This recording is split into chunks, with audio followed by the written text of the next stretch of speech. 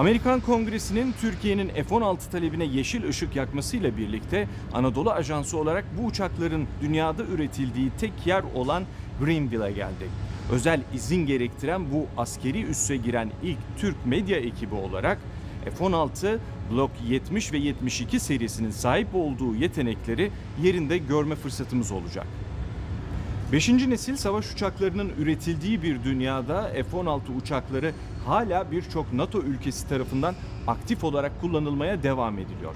Dahası buradaki tesisler dünyanın dört bir yanından artan siparişlerle karşı karşıya. Türkiye'de 40 tane yeni Block 70-72 serisi uçak sipariş ediyor. Ancak bünyesinde bulunan 79 adet Block 50 sınıfı uçağın aynı seviyeye ulaştırılması için ek kitler talep etti. Türk Silahlı Kuvvetleri bu uçakların Türkiye'de hızlı bir şekilde güncellenerek Türk Hava Kuvvetleri filolarına ekleneceğini söylüyor. In the era of the fifth generation jet fighters, the F-16 Block 70 mostly referred as the 4.5 gen. So can you tell us about that? What kind of technologies that this F-16 provides for modern air forces?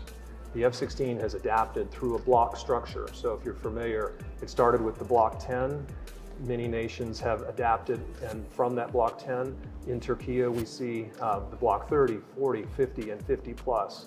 The Block 70 is the newest iteration of that block structure, and what we're bringing in this advanced, the most advanced really, fourth generation airplane ever built, is a bunch of improved, on the capability side, avionics, starting with the Northrop Grumman APG-83. It's called the Sabre, electronically scanned array radar. And interestingly, you mentioned 5th gen. That radar is very common with what we have on our F-35. Actually about 95% common in hardware and over 75% common in software. That enables that rapid upgrade and the relevancy that we see. We take that thinking throughout the cockpit, so there's advanced electronics inside, advancing the usability and the displays to the pilot. It's very digital in the Block 70. As well as adding some unique capabilities to improve range. CFTs or conformal fuel tanks are along the sides. And the adaptability, it inherits all of the weapons and all the other capabilities it had, and it enables some advanced targeting pods as well as advanced weapons that are more suitable for the modern era.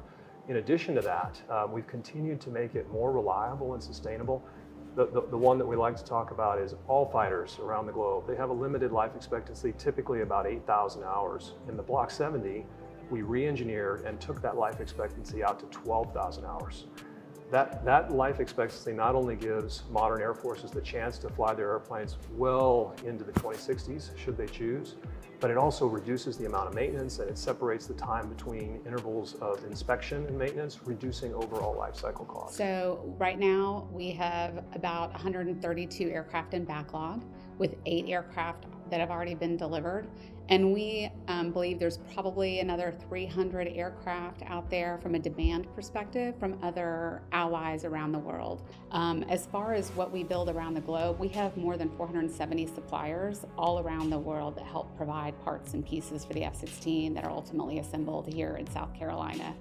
We continue to always look for new opportunities with new suppliers. It helps keep the F-16 competitive. As I mentioned before, life cycle cost is very important to us. So we're always exploring new opportunities and other partners as we move forward with F-16 production. Yes, we've had a very long partnership with Turkey in the past. In the early 1980s is when it started with Turkish Aerospace. And we did significant work then on co-assembly that was done in Turkey to support that aircraft program. We, again, had a great partnership. We continue to have dialogue today, and we're working between the two governments on what might be in the future for the Block 70 program for Turkey. And so whereas we used to have 2 smaller screens only that we could get our information from, information is very important to a pilot. Now we've got this really large display that multiplies, really by 2 the amount of information that the pilot can get.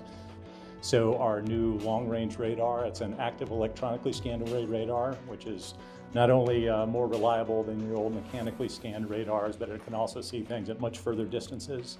And so the pilot notices that his situational awareness is actually a lot bigger in a Block 70 because he can see things at further distances. He can see things on the ground that are a lot clearer. and all of that is presented in kind of one unified picture to the pilot. Is the automatic ground collision avoidance system. So it's this auto GCAS system that we have that can immediately sense when an airplane is getting too close to the ground and is at risk of running into the ground, and it can fly the pilots up hands off without the pilot having to do anything. So if for some reason in combat a pilot gets incapacitated, whether by heavy G-forces or target fixation or whatever it is, the airplane can actually save that pilot. So we've already had 13 pilots saved by this technology already. And so that is not only a safety feature, bringing those airplanes and those pilots home to their bases and to their families, it's also a combat feature because now those pilots and those airplanes are ready to go back out on the next mission, having been saved from that ground collision.